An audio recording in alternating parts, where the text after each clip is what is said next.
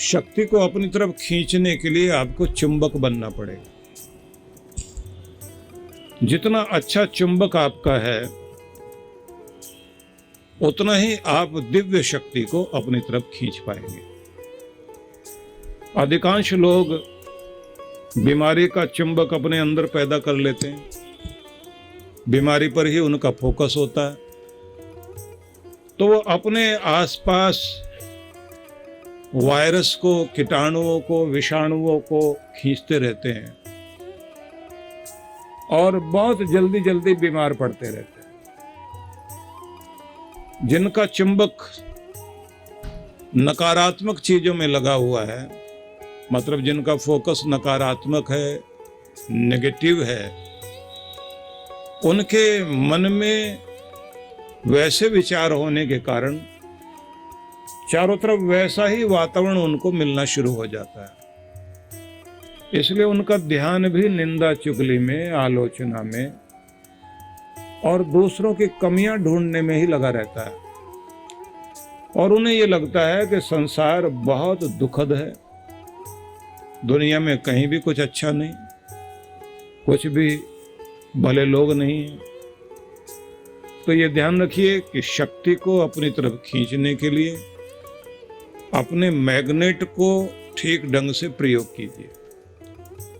जिनका मैग्नेट अनेक तरह की चीजों को अपनी तरफ खींचता है, तो ये ध्यान रख लेना वो किसी भी चीज को अपनी तरफ खींच नहीं पाते, उनकी शक्तियां निष्फल हो जाती। इसलिए इन दिनों आप जब यहाँ बैठे हैं तो ये सामान्य सत्संग नहीं है, ये दिव्य सत्संग है। इस सत्संग को अपने अंदर धारण करने के लिए आपको थोड़ा अलग तरह का बनना होगा। तो सबसे पहले ये बात ध्यान रखिए कि दुनिया बनी, सतयुग था, लोगों के अंदर दिव्य भाव थे, परमेश्वर ने अपनी कृपाएं चारों तरफ बिखेर दी। व्यक्ति थोड़ा सा भी पुरुषार्थ करता था, उसको बड़े बड़े वरदान प्राप्त हो जाते थे। धीरे धीरे आदमी आलसी होने लगा, कुछ लोग संग्रह वृत्ति में लग गए, दूसरों की चीजें अपने पास जोड़ने में, दूसरों को सताने में लग गए, कुछ लोगों के मनों में झूठ आ गया। धीरे धीरे वक्त का प्रवाह बदला। मनुष्य के अंदर इस तरह के भाव देखने के बाद भगवान ने सोचा, दृष्ट्वा रूपे व्याकरोत सत्यानृते प्रजापति। संसार का भाव देखने के बाद प्रजापति परमेश्वर ने दो तरह के भाव मनुष्य के अंदर देखे। कुछ लोगों को झूठा पाया, कुछ को सच्चा पाया, कुछ को श्रद्धा वाला पाया, कुछ को अश्रद्धा वाला पाया। तो जैसे ही भगवान ने देखा कि कुछ पाप वाले हो गए, कुछ पुण्य वाले हो गए, कुछ सत्य वाले हो गए, कुछ असत्य वाले हो गए, तो भगवान ने इन दोनों रूपों में दो चीजें दे दी। एक जगह उन्होंने श्रद्धा और विश्वास दे दिया, दूसरी जगह घृणा और अविश्वास दे दिया। कुछ के लिए कह दिया कि तुम्हारा रूप जब दुनिया जान जाएगी तो तुम्हारे प्रति अश्रद्धा हो जाएगी, अविश्वास हो जाएगा, तुमसे लोग दूर भागने लग जाएंगे, तुम्हारा जो झूठा चुंबक था लोग उससे दूर हो जाएंगे। और जिनके साथ सत्य देखा, जिनके अंदर सच्चा विश्वास देखा, भगवान ने उनके अंदर वो कृपा उत्पन्न कर दी कि तुम्हें भले ही देर से लोग जानेंगे, लेकिन तुम्हारे प्रति श्रद्धा और विश्वास इतना जाग जाएगा जिसके सहारे तुम मेरे प्रिय पात्र बन जाओगे।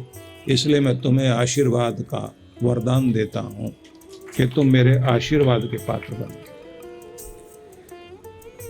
परमात्मा ने उस समय ये देखकर कि मनुष्य मेरी शक्तियों का दुरुपयोग न करे, तो उसने अपनी दिव्य शक्ति मनुष्य के हृदय में छिपा दी। जो पहले मनुष्य को सहज प्राप्त हो जाती थी, वो किसी भी देवता का ध्यान करता था, उसे शक्ति की प्राप्ति हो जाती थी। वो चाहे पृथ्वी माता से कुछ मांगता था, जल से कुछ मांगता था, अग्निदेव से कुछ मांगता था, वायुदेव से कुछ भी मांगता था, ब्रह्मांड से कुछ भी मांगता था, व्यक्ति को सब आसानी से प्राप्त हो जाता था। भगवान ने देखा कि मनुष्य शक्तियों का उपयोग नहीं कर रहा है, दुरुपयोग कर रहा है, तो वो जो शक्ति भगवान ने मनुष्य को दी थी उसे छीनकर भगवान ने मनुष्य के हृदय में छिपा दिया और कह दिया कि तुम्हारे पास मैंने सब कुछ दिया है, बस अपनी बुद्धि को दिव्य बनाओ, इसे ऋतंबरा बुद्धि बनाओ, ये तुम्हारी प्रज्ञा उत्कृष्ट बन जाए, तब तुम खोज लोगे कि जो कुछ मैंने तुम्हें पहले दिया था वो अब भी तुम्हारे पास है, तुम उसका उपयोग कर सको। तब मनुष्य ने बाहर ढूंढना शुरू किया। वह पहाड़ों पर, गुफाओं में, किसी सागर में उस दिव्य शक्ति को जिससे उसको शांति मिलती, जिससे उसका सौभाग्य बढ़ता, जिससे उसे वरदान प्राप्त हो जाते, जिससे उसे सच्चा प्रेम, सच्ची खुशी, सच्ची शांति, सच्ची शक्ति मिल सकती, उसे ढूंढने के लिए मनुष्य ने इधर उधर जाना शुरू कर दिया। और उसे ये समझ में आया कि परमात्मा ने अपने अमृत के छींटे अलग अलग स्थानों पर बिखेरे हैं, शायद वो मुझे प्राप्त हो जाए। और इस कारण मनुष्य को कथा कहानियों में ये पता लगा कि अमृत यहाँ गिरा था, यहाँ गिरा था, यहाँ गिरा था। उस समय बड़े बड़े मेले तीर्थ में लगने लग गए, कुंभ लगने लग गए, भीड़ जाने लग गई, लेकिन इतनी भीड़ इकट्ठी होने के बाद भी अमृत नहीं मिला किसी को भी। लोग उसी तरह से अशांत, वैसे ही दुखी रहे, लेकिन भीड़ बढ़ती रही, जाते रहे, सब बाहर ढूंढ रहे थे। और उसके बाद लोगों को शंका भी हुई, गुरुजनों के पास जाकर पूछना शुरू किया कि अमृत है भी या नहीं, आनंद है भी या नहीं, सच्ची खुशी भी दुनिया में है या नहीं है, भगवान है भी या नहीं है, उसकी कृपा मिलती भी है या नहीं, रास्ता क्या हो सकता है। गुरुओं ने फिर बताना शुरू कर दिया कि तुम्हें परमात्मा ने सारी शक्तियां दी हुई हैं, तुम्हारी वृत्ति को देखकर भगवान ने थोड़ी सी ऐसी बुद्धिमत्ता का प्रयोग किया कि सब के सब लोग बाहर की तरफ ढूंढते हैं, अंदर नहीं ढूंढते। हमारी सबकी स्थिति वैसी है जैसे किसी एक बूढ़ी माता की कोई कीमती चीज घर के अंदर खो गई थी, लेकिन वो वहां ना ढूंढ करके सड़क पर उसको ढूंढ रही थी। जब उससे जाकर पूछा गया कि आप सड़क पर क्यों ढूंढ रहे हैं, आपकी चीज तो अंदर खोई थी। उसने कहा घर में तो अंधेरा है लेकिन बाहर रोशनी है, पहले मैं सोचती हूँ बाहर ही ढूंढ लूँ, शायद यहीं मिल जाए। ज़्यादातर लोग अपने अंदर झांकने की कोशिश नहीं करते, क्योंकि जब भी हम आंखें बंद करते हैं तो अंदर अंधेरा दिखाई देता है या भीड़ दिखाई देती है लोगों की बातों की। अंदर का शोर सुनने में, उसका सामना करने में हमारी इच्छा नहीं होती, बोरियत होती है। अंदर से अपने आप से आदमी भागना चाहता है। और हम सब के सब उस बूढ़ी माता की तरह बाहर सड़क पर अपनी चीज को खोजने में लगे हुए हैं जो घर के अंदर खो गई थी। जहां खोजना चाहिए वहां हम नहीं खोज रहे। गुरुओं ने ये बताया कि हमें कुछ चीजें जीवन में करनी पड़ेंगी। सबसे पहले अपनी बिखरी हुई वृत्तियों को बिखरने मत दो, उन्हें एकाग्र करो। इसलिए एक नियम बन गया कि व्यक्ति सबसे पहले तो ये खोजे कि संसार की तरफ खुलने वाले 9 द्वार शरीर में हैं। चाहे हमारी आंखें हैं वो भी दुनिया में बाहर की तरफ देखती हैं, हमारे कान हैं वो भी बाहर की तरफ ही देखते हैं, हमारा नाक भी बाहर की सुगंध को ही सूंघ रहा है। जो भी हमारे शरीर में 9 द्वार हैं वो बाहर की तरफ खुलते हैं, तो उससे हमारी ऊर्जा बाहर की तरफ जा रही है। बाहर हम खुशी ढूंढने की कोशिश में है, लेकिन कहा गया कि एक द्वार और भी है जहां सच्ची खुशी पाने के लिए बंद द्वार को खोला जा सकता है, तो उसको 10वां द्वार कहा गया। 10वां द्वार जो है मनुष्य के बिल्कुल सिर के ऊपर लगाया गया, सबसे ऊंचा। वहां पर हमारे यहाँ ये कहा गया कि यहाँ चोटी लगाने का नियम बना लो, तो यहाँ पर चोटी लगाई जाती है और जूड़ा बांधने का कार्य महिलाएं करती हैं। पुराने समय में जूड़े को इसी तरह से गोल करके यहाँ बना दिया जाता था और वो कलश का रूप बन जाता था। बाल खुले रखना परंपरा नहीं थी पुरानी, उसको अच्छा नहीं माना जाता था। अब कैसे लोग रहते हैं उसके लिए मैं कुछ नहीं कहूँगा, कैसे भी खोल के रखिए बालों को, कोई बात नहीं। इसी तरह से चोटी को गांठ बांधना, उसका भी मतलब ये होता था कि बाल बिखरने का मतलब है तुम्हारा मन बिखरा हुआ है, हजार तरफ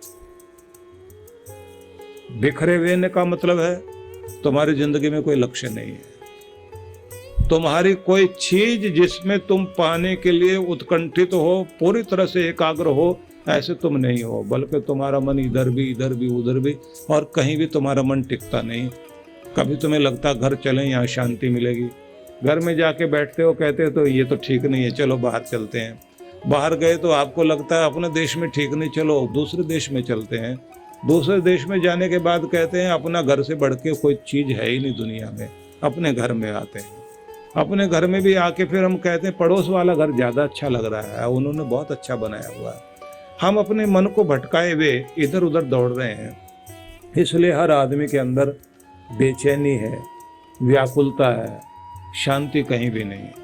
दौड़ रहा है आदमी, और इतना दौड़ रहा है कि वो छटपटा रहा है, कंपित है, हिल रहा है, दिमाग भी हिला हुआ है, मन भी हिला हुआ है, शरीर भी उसका जितना दौड़ सकता है दौड़ रहा है। और ऐसा ही लगता है कि दौड़ते दौड़ते जिंदगी की सांझ हो जाती है। तो इसलिए कहा गया कि तुम्हारे पास परमात्मा ने अपना अमृत, अपनी शक्ति, अपना आनंद, सब कुछ तुम्हारे अंदर भर दिया, लेकिन समस्या यही है कि हमारा ध्यान बाहर की तरफ है, अंदर हमारा ध्यान लगता नहीं। लगाने की कोई चेष्टा करे भी सही तो बिल्कुल नहीं लगता।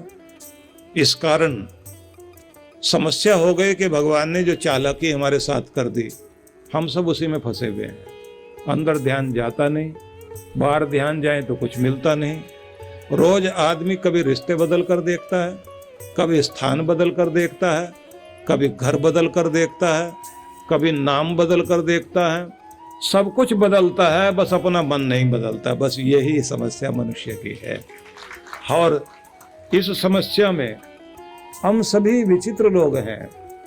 सारी दुनिया का वातावरण बदलने में लगे हुए हैं हम लोग, मतलब सुधरना नहीं चाहते, सुधारने को तैयार है।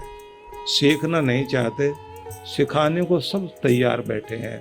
सुनना कोई नहीं चाहता, सुनाने के लिए सब तैयार बैठे हुए हैं। इसको आप लंबा करते जाएं तो आप देखेंगे कि हजारों इस तरह की बात है जो हम दूसरों के लिए कर लेना चाहते हैं, वो उपकार नहीं करते हम लोग। बस मैं नहीं कुछ भी बदलूं, मुझे झुकने की जरूरत नहीं, दुनिया को झुकना चाहिए। मैं एडजस्ट किसी से ना करूं, दुनिया एडजस्ट करे मेरे साथ, दुनिया मेरे साथ तालमेल मिलाए। मैं किसी का मान करूं ना करूं, लेकिन मुझे मान बिल्कुल मिलना चाहिए। मैं भले ही मुस्कुरा कर किसी से ना मिलूं, लेकिन दूसरे को चेहरा लटका करके नहीं मिलना चाहिए। मैं मीठा बोलूं ना बोलूं, लेकिन सबको मेरे लिए मीठा बोलना चाहिए। तो लंबा करते जाओ इसको, कितना भी लंबा कर सकते हैं। आखिर में आपको ये समझ में आएगा कि हम सारी दुनिया को बदलना चाहते हैं, खुद को नहीं बदलना चाहते। इसलिए जीवन में शांति है ही नहीं। जिस दिन उंगली अपनी तरफ आ जाएगी, उस दिन दुनिया बदलनी शुरू हो जाएगी। तो वहीं से चलते हैं कि परमात्मा ने अपनी सारी शक्तियां मनुष्य को जो आसानी से दे रहे थे, वो देनी बंद कर दी और कह दिया कि मैं तुम्हारे पास ही सब कुछ रख रहा हूँ, तुम्हारे अंदर है, अंदर झांकना सीख जाओ। आदमी कहता है मैं झांकने की कोशिश करता हूँ, पर मुझे तो झांकना आता नहीं। तब कहा गया कि फिर गुरु की शरण में जाओ, गुरु की शरण में जाओगे तो आसानी हो जाएगी। आदमी ने फिर भी कहा कि थोड़ा और आसान कर दीजिए।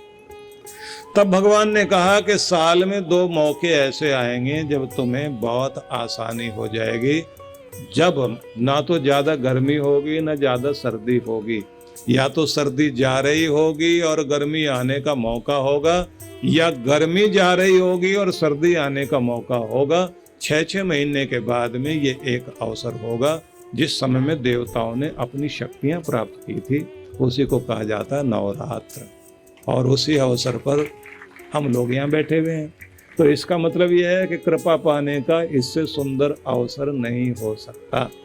और यहाँ बैठने के बाद भी अगर आपका मन डावाडोल और इधर उधर दौड़ रहा है और एकाग्र नहीं है और आपकी श्रद्धा कमजोर है, तो फिर वही होगा कि हम गंगा के घाट पर बैठकर भी डुबकी नहीं लगा पाए, खजाने के पास जाकर भी हम उसका लाभ नहीं ले पाए।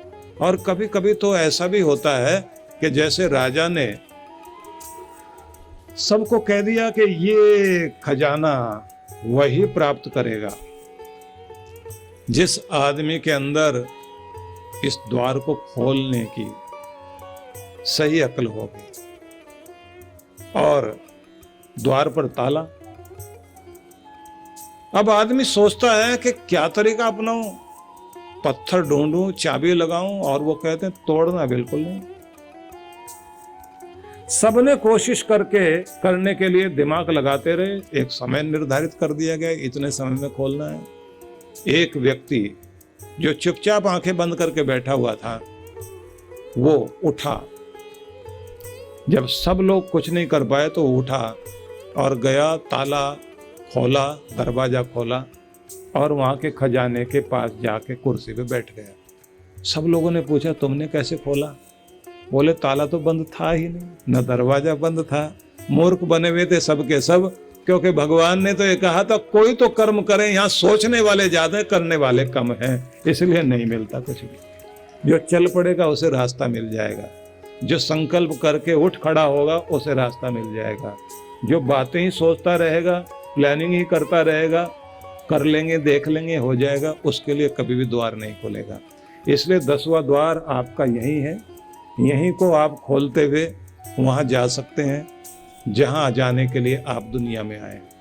इसलिए एक नियम बनाया गया कि सभी मंदिरों के ऊपर जो कलश है वो वही जुड़ा है जो महिलाएं जुड़ा लगाती हैं, जो पुरुष लोग जो है चोटी में गांठ बांधते हैं, या कोई भी तरीका दूसरे ढंग से समझ लें। अपने नाक से यहीं बैठे बैठे आप रेखा खींचते जाइए ऊपर की तरफ, सबसे ऊंची जगह पर चले जाइए, उंगली लगाइए सभी लोग। आप देखिए सबसे ऊंची जगह जो है आपकी, ये आपका शिखर वाला भाग है, इसे कैलाश पर्वत बोलते हैं। आगे थोड़ा सा जाएंगे, एक गड्ढा सा महसूस होगा, ये मानसरोवर झील है, यही है वो 10वां द्वार। इसी को खटखटाना है और इसी को खटखटाते हुए पिता परमात्मा के साम्राज्य में प्रवेश कर जाएंगे। बस इसकी निशानी याद रख लीजिए। गुरु इसका इशारा करता है, जिसको कबीर की बेटी ने अपने भजन में कहा था, रंग महल के 10 दरवाजे, न जाने कौन सी खिड़की खुली थी, सैया निकस गए, मैना लड़ी थी।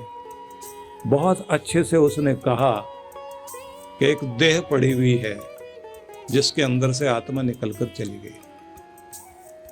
अब देह रो रही है, ये रंग महल, ये शरीर, 10 दरवाजे हैं इसमें, और इसमें मालिक देह का पति बैठा हुआ। अब देह रोती है, शरीर रो रहा है और ये कह रहा है, ये देह हमारी रोती हुई कह रही है, रंग महल के 10 दरवाजे, न जाने कौन सी खिड़की खुली थी, सैया निकस गए, पतिदेव भाग गए, मैना लड़ी थी। मैं लड़ाई नहीं की उनसे, क्यों नाराज होके चले गए, क्योंकि उनके जाते ही नगरी सोनी हो गई, चमक गायब हो गई, अब इसमें कुछ भी नहीं रहा। अब वो कहते हैं कि ये जो भजन है इसमें, क्योंकि वैराग्य वाला भजन है, तो वो ना मैं कह करके आगे आपको लेकर चलता हूं कि इसमें सारी खिड़कियां बाहर की तरफ खुली हुई हैं, बस एक ही दरवाजा है जिसको खोलना अगर आ जाए आपको, तो उसके बाद इसमें से जो ये आत्मा है वो परमात्मा से ही मिलता है। और रोज जब भी आप इस पे ध्यान लगाएंगे तो रोज इसमें से आत्मा बाहर नहीं जाएगी, बल्कि यहाँ परमात्मा जो बैठा हुआ है रोज उसका वरदान लेकर वापस लौटोगे और जो भी कुछ दुनिया में पाना चाहते हो उसे प्राप्त कर लोगे। इसलिए अंदर जाना बहुत जरूरी है। तो थोड़ा सा आगे बढ़ेंगे हम लोग। हम सभी को याद रखना है कि हमारे पास परमात्मा ने एक चुंबक, एक मैग्नेट दिया है। और हम अपने चुंबक को अगर केंद्रित कर लें, उसको ठीक ढंग से कंसंट्रेशन अपने मन की बनाकर उसका ठीक से फोकस बनाएं, तो जो चीज आप अपनी तरफ लाना चाहते हैं उसे खींच पाएंगे। पूरे ब्रह्मांड से हर चीज आपकी तरफ आती है। देवता वरदान दे रहे हैं। अब आपका ध्यान जिस चीज पर ज्यादा रहेगा वो चीज आपकी तरफ आनी शुरू होगी। अब आप पहले ये सोचिए बैठकर, आपका ध्यान कहाँ रहता है? मैं बहुत परेशान परेशान परेशान। तो अगर आप परेशान हैं और आपका ध्यान परेशानी पर है, वो बढ़ती रहेगी। तो परेशान को आप शान और शान को शानदार बनाना शुरू करो। मैं शानदार हूँ, मैं प्रसन्न हूँ, मैं आनंदित हूँ, मैं खुशियों की तरफ जा रहा हूँ, क्योंकि परमात्मा का लाडला बेटा हूँ। जिसने जीवन दिया है उसने मेरी रक्षा आज तक भी की है, आगे भी मेरी रक्षा करेगा। मैंने अपना हाथ उसे पकड़ा दिया है। अपने मन में अच्छे भाव लाना शुरू कीजिए और उसे कहिए, आभारी हूँ, परिस्थितियां मेरे जीवन के दिए को बुझाने की लाख चेष्टा करती हों, पर तेरे कृपा का कवच हमेशा हवाओं में भी मुझे सुरक्षित रखता है। इसलिए प्रभु लाख लाख धन्यवाद करता हूं तेरा कि तू है और मेरे अंग संग चल रहा है। गुरु जब आपको मंत्र देते हैं और जाप सिखाते हैं, तो उसके बाद गुरु मंत्र सिद्ध करने की जिम्मेदारी शिष्य की होती है। मंत्र जैसे जैसे सिद्ध होना शुरू होता है तो फिर एक चमत्कार घटना शुरू हो जाता है, आपका कवच काम करना शुरू करता है। ये ध्यान रखना, जितना जितना कवच काम करेगा उतना उतना आपको महसूस होगा जैसे छतरी लेकर आप बारिश में जा रहे हैं। यात्रा नहीं रुकेगी, कुछ भीगोगे, कुछ बचे रहोगे, यात्रा जारी रहेगी। थोड़ा थोड़ा दुख आके परेशान करेगा, लेकिन आपको तोड़कर गिरा नहीं पाएगा, क्योंकि छतरी के नीचे हैं आप, उसकी छतरी के नीचे हैं। लेकिन गुरु फिर कहते हैं कि इसे सिद्ध करो, और इतना सिद्ध करो कि तुम्हारा मंत्र इतनी बड़ी शक्ति बन जाए कि तुम्हारी डोर वो पकड़कर चले। पतंग कितनी भी उड़े, डोर संभालने वाला अगर ठीक संभाले हुए है तो पतंग खेलेगी आसमानों में। तो डोर पकड़ानी है परमात्मा को, पकड़ाने का नियम गुरु देता है। इसलिए नियम के अनुसार मंत्र सिद्ध करना चाहिए। उसके बाद आप ये अनुभव करेंगे कि कोई शक्ति मेरे साथ चलती है, कहीं अकेला नहीं हूं। कोई है जो मेरा हाथ थाम के मेरे साथ साथ चलता है। मैं कहीं भी अपने आप को अकेला नहीं पाता। और जिसको अपने पिता का साथ महसूस होता हो, वो बच्चा दुनिया में कहीं नहीं डरता। उसे तो हर समय आनंद आता है। डर रहे होंगे सब लोग, बच्चा खुश है कि मैं अपनी माँ के पास हूँ या अपने पिता के पास हूँ, इसलिए वो निश्चिंत है। जिस आदमी को ये लगता है मैं अकेला हो गया हूँ, साथ देने वाला कोई नहीं है, उसके अंदर आंसू आएंगे, दुख आएगा, पीड़ा आएगी, घबरा जाएगा जल्दी। इसलिए बड़ी विचित्र बात होती है, जब बच्चा चलना सीखता है, माँ पीछे से हाथ किए हुए खड़ी है और कह रही है मैं गिरने नहीं दूंगी, मैं तुम्हारे साथ हूं। अब माँ ने पकड़ा नहीं हुआ, लेकिन उसने हाथ अपने ऐसे किए हुए जरूर हैं जो बच्चे को दिखाई नहीं दे रहे। उस भरोसे पे वो चलता जाता है और एक समय ऐसा आ जाता है फिर उसे माँ नहीं दिखाई देती, लेकिन वो जो उसने भरोसा दिया था उसके कारण आप आज तक भी दौड़ते आ रहे हैं। बचपन में एक बार उसने चलना सिखाया था कि मैं हूं तेरे साथ। ऐसे भगवान भी आपको एक बार ऐसे कह देगा कि मैं हूं साथ, और उसका हाथ रहेगा पर गिरने नहीं देगा आपको। इसलिए मंत्र सिद्ध कर लीजिए।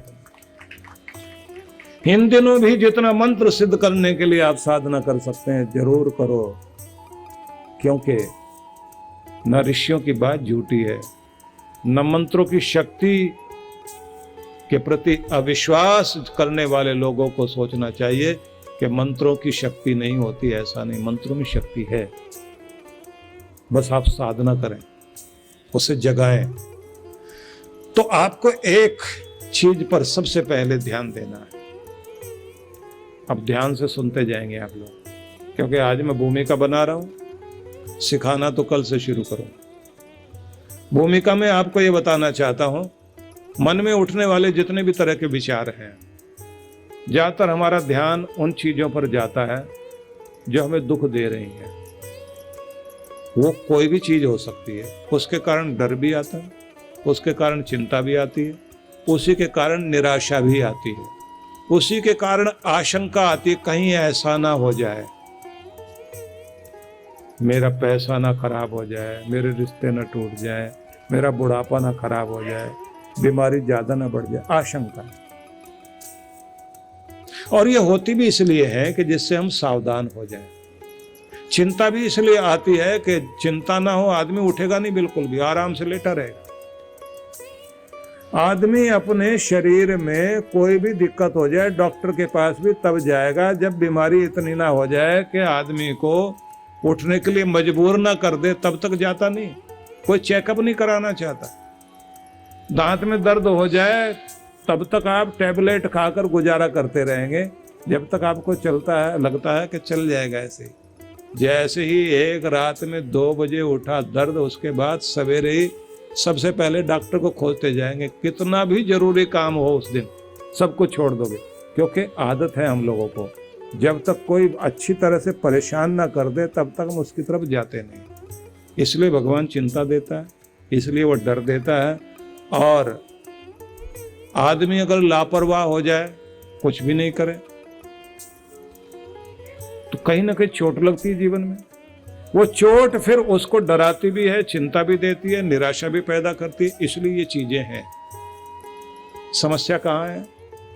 जब हमारा ध्यान बार बार चिंता में रहेगा, बार बार ध्यान हमारा डर में रहेगा, बार बार निराशा में रहेगा, तो फिर ये बीमारी बन जाती है। कोई भी चीज जब बीमारी बन जाती है तो फिर वो आपको तोड़ देती है। इसलिए याद रख लीजिए, चिंता को कहा गया है धुआं, जो आदमी को घोट देता है। पूरे कमरे में धुआं आ जाए, धुआं भर जाए, सांस लेना मुश्किल हो जाता है, हाथ पांव भी काम नहीं कर पाएंगे, सोच भी नहीं पाएंगे। चिंता वही काम करती है, आपको पूरी तरह से घोट के रख देती है। क्या करना चाहिए आपको? चिंता तो सबको होती है, कोई ऐसा आदमी नहीं जो दुनिया में पैदा हुआ हो और जिसको चिंता ना होती। मतलब अगर मैं भी कहता हूं तो ऐसा नहीं कि मैं कह रहा हूं तो मेरे पास चिंता नहीं आती होगी, सबके पास आती है। महान पुरुष भी दुनिया में आए, अवतारी पुरुष भी दुनिया में आए, चिंता तो सबके पास आई। बस एक सोचने वाली बात, उन लोगों ने चिंता की जो आदत है कि बार बार एक चीज को रिपीट करते जाना, करते जाना, करते जाना, और जितना डरते जाओगे वो और बढ़ेगी और बढ़ेगी और बढ़ेगी। और फिर एक जगह ऐसी आ जाती है जहां आपके हाथ पांव सुन्न हो जाते हैं और आप कहते हैं सूझ नहीं रहा कुछ भी। जैसे ही ये बढ़ जाएगी, नींद खा जाएगी, मुस्कुराहट खा जाएगी, भोजन में रस चला जाएगा, किसी की बात अच्छी नहीं लगती, कोई थोड़ा सा छेड़ दे तो गुस्सा आता है। चिंता में पड़े हुए घर में आए हुए पति को देखकर महिलाएं कई बार कुछ बातें सुनाती हैं, वो बेचारा थोड़ी देर तो शांति से बात करता है, उसके बाद लड़ने को तैयार हो जाता है। और पत्नी कहती मैंने कहा क्या तुम्हें, कर क्या रहे हो आप? अब पत्नी नहीं समझती, ये किसी चिंता में उलझे उलझे अपने आप को इतना परेशान कर चुका है कि थोड़ा सा छेड़ते इसके अंदर जो आग लगी हुई है वो बाहर आती है और वो कमजोर पर ज्यादा आती है। ये ध्यान रख लेना। इसलिए गुस्सा आदमी अपने से कमजोर पर ज्यादा करता है, ताकतवर पर कभी नहीं करता। जिनको डांट सकता है उनके ऊपर गुस्सा करेगा, और जिनके साथ में जो है उसको डर लगता है उनके सामने मिमी आता है। जैसे बिल्ली या बकरी मिमी आते हैं ना, ऐसे मिमी आने लगता है। तो क्या करना चाहिए, इस पर हम थोड़ा ध्यान देंगे। सबसे पहली बात है कि हमको चिंतन करना नहीं आता, खुद के साथ मीटिंग करने की आदत नहीं है। इस पॉइंट को पकड़ना। अगर आप हर रोज अपने साथ मीटिंग करने की आदत बनाओगे और मीटिंग करने के बाद जो एजेंडा रखा गया था उस पर विचार करने के बाद जो डिसीजन लिया गया उसे कागज पर नोट करो, दिमाग खाली हो जाएगा। और आप उसको नोट करने के बाद उन एजेंडे पर, उन चीजों पर बातचीत करके, अपने साथ मीटिंग करके, अपने साथ खुद मीटिंग करनी, टहलते जाओ, विचार करते जाओ, नोट करते जाओ। नोट करते करते उस कागज को ले जाकर भगवान के चरणों में रखो। मुझे तो ये सुझाव लगा भगवान, लेकिन सही रास्ता तो आप दिखाएंगे। मैं चाहता हूं मेरी चिंता दूर हो, मुझे आशीर्वाद दो भगवान। और उसके बाद मन में विश्वास रखो कि मेरा भगवान, मैंने अपनी चिंता उसको दी, अब मुझे निश्चिंत रहना, अपना काम करना, एक्सपर्ट से सलाह लेनी है, जो भी एफर्ट करना करूंगा, लेकिन हर समय चिंता नहीं करूंगा। अपने साथ 3 बार मीटिंग कर सकता हूं, मतलब 3 बार चिंतन कर सकता हूं। हर समय मीटिंग करते बैठे तो मीटिंग नहीं है, वो तो हमारे लिए मुसीबत बन जाएगी। तो चिंतन करना अगर आपको आ जाए, चिंता भागेगी। दूसरी बात, विजुलाइज कीजिए जो आप पाना चाहते हैं, और अफर्मेशन को ध्यान दीजिए जो आप होना चाहते हैं। अफर्मेशन सुबह और विजुलाइज करेंगे शाम को। 2 चीजें, 2 ट्रिक आप सीख जाएं। जो आप दुनिया में पाना चाहते हैं, जो वरदान आप पाना चाहते हैं, हर चीज आपको मिलेगी, बस टेक्निक आपको सीखनी है, नियम से उसे पूरा करना है, कमाल होना शुरू हो जाएगा।